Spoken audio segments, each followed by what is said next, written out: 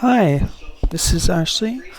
Um, this is going to be my first video on YouTube, and I'm going to be discussing why it took until 2024, but it's technically 2023, for me to begin playing Elder Scrolls Online.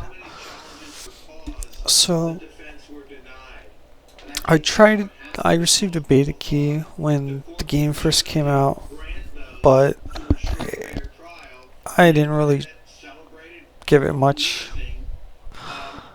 of a try because I didn't like the first person default view, and the graphics were, for that time, too intensive on my PC. Um,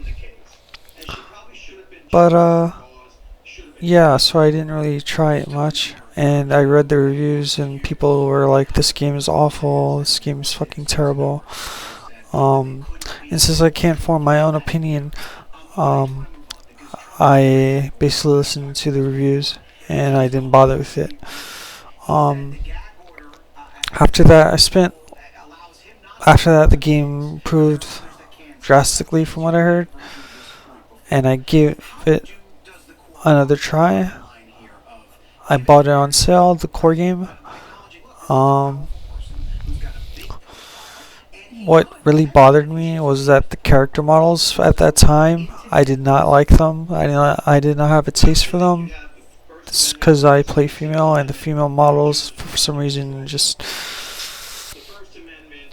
yeah. So I didn't want to play it because I didn't want to play a male human.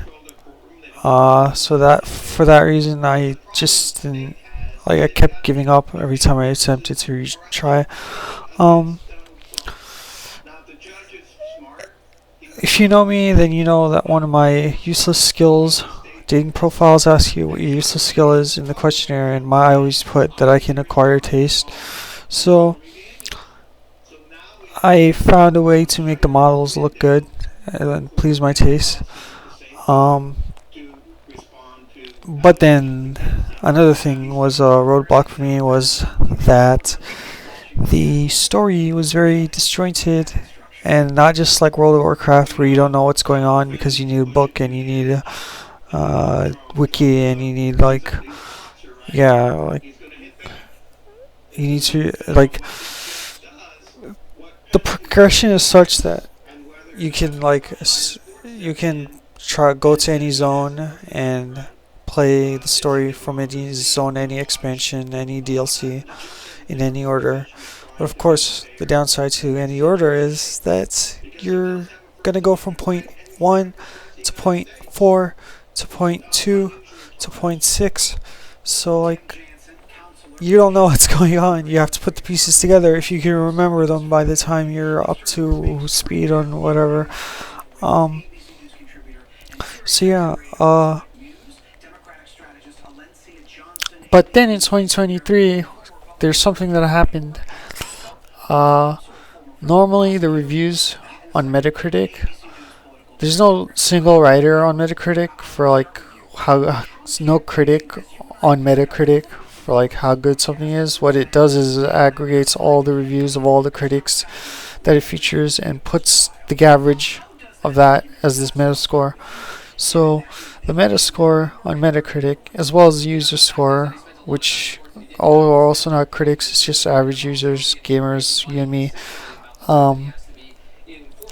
Yeah, so every expansion that the Elder Scrolls put out for like a decade or something, like, has been generally lukewarm in terms of reviews. It's about 675, 74, sometimes to like 60s, high 60s. And that was demotivating for me because life is short, and so I don't want to take a chance or risk with a game that isn't going to click for me later down the road, and all my effort goes to waste. So I didn't try it. But with Necrom, or I don't know how you pronounce it, I have no Elder Scrolls Online friends yet, but Necrom, the latest expansion, it actually garnered an 80 something review, and on Steam the reviews were actually positive for once, and people were praising it. And at the same time, the MMO I was playing for years, for over a decade, Guild Wars 2 released its worst expansion yet. Its first expansion that was kind of mediocre. So yeah, that's why I moved over to Elder Scrolls Online, because I gave it another shot. I made a character model I liked. I got used to the idea that story. I don't really care about the story in Elder Scrolls Online that much, because it's funny. It's self-parodic, I guess, like self-deprecating. I don't know. It's like parodic, but yeah. So now I'm an Elder Scrolls player. I love the crafting system. I love that I don't have to pay attention to the story. I can just absorb the open world, and literally, like, open world is like it's like a rarity now, with like the rise of Final Fantasy 14 and lots of instance content in World of Warcraft. Like, don't take open world for granted in your MMO, because they sort of feel like they're getting phased out. But yeah, it's just the best part of an MMO is actually the leveling process. It's just that people want to know what the end game is, and so they speed through the leveling process, and then they get the leftover product. It's sort of like MMOs now are like single player games, and would you rush through a single player game to get to post game? I don't, and I hope you don't either. But so yeah,